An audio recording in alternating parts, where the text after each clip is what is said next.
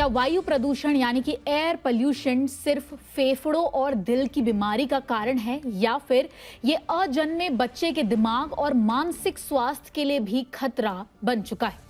नमस्कार, मैं हूं स्नेहल तिवारी और आप देख रहे हैं ओनली माय हेल्थ। आज के इस एपिसोड में हम बात करेंगे एम्स दिल्ली की एक नई स्टडी की, जिसमें सामने आया है कि एयर पोल्यूशन गर्भ में पल रहे बच्चों के ब्रेन डेवलपमेंट को प्रभावित कर सकता है और आगे चलकर उनमें एंजाइटी, मानसिक समस्याओं का भी जो खतरा है वो बढ़ सकता है। एम्स के रिसर्चर्स के अनुसार हवा में मौजूद PM 2.5 और PM 10 जैसे फाइन पार्टिकल्स प्रेग्नेंट महिलाओं के शरीर में पहुंचकर प्लेसेंटा की कार्य प्रणाली को प्रभावित यहां पर कर सकते हैं। प्लेसेंटा वो महत्वपूर्ण अंग है जो मां और फीटस के बीच पोषण यानी कि न्यूट्रिशन और ऑक्सीजन पहुंचाने का यहां पर काम करता है। जब प्रदूषण के कण प्लेसेंटा को नुकसान पहुंचाते हैं तो फीटस डेवलपमेंट भी यहां पर प्रभावित हो सकता है। अब समझते हैं कि आखिर स्टडी में सामने क्या आया है। तो PM 2.4 और PM 10 प्लेसेंटा तक पहुंच सकते हैं। फीटस के विकास पर यहां पर असर पड़ सकता है।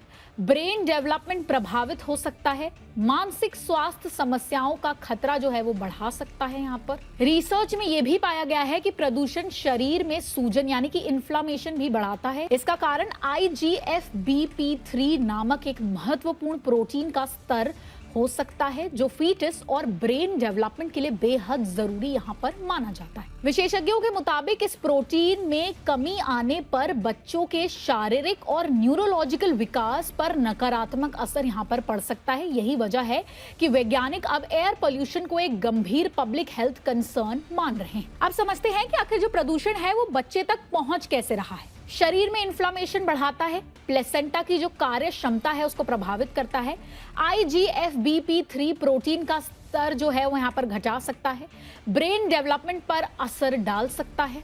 स्टडी का सबसे चिंताजनक पहलू यहाँ पर यह है कि गर्भावस्था के दौरान प्रदूषण का असर बच्चे के जन्म के बाद भी दिखाई यहाँ पर दे सकता है। विशेषज्ञों के अनुसार ऐसे बच्चों में मोटर स्किल्स कमजोर हो सकती हैं और एंजाइटी या बिहेवियरल प्रॉब्लम्स का जो खतरा है वो यहाँ पर बढ़ सकता है। वैज्ञानिकों का कहना है कि गर्भ में होने वाला ये नुकसान कई बार वर्षों बाद सामने आता है। यानी आपको तुरंत ऐसा बिल्कुल पता नहीं चलेगा कि गर्भ में पल रहे बच्चे पर ऐसा कोई नुकसान हुआ है, लेकिन ये धीरे धीरे आपके सामने जरूर आएगा।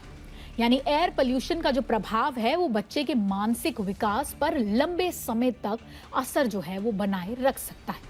समझते हैं कि बच्चों पर संभावित असर क्या हो सकते हैं। तो वो है मोटर स्किल्स कमजोर हो सकती हैं, एंजाइटी का जो खतरा है वो यहाँ पर बढ़ सकता है, बिहेवियरल प्रॉब्लम्स हो सकती हैं, मेंटल डेवलपमेंट यहाँ पर प्रभावित हो सकता है। यहाँ पर विशेषज्ञों का कहना है कि इसका जो असर है वो सिर्फ दिमाग तक नहीं रह सकता।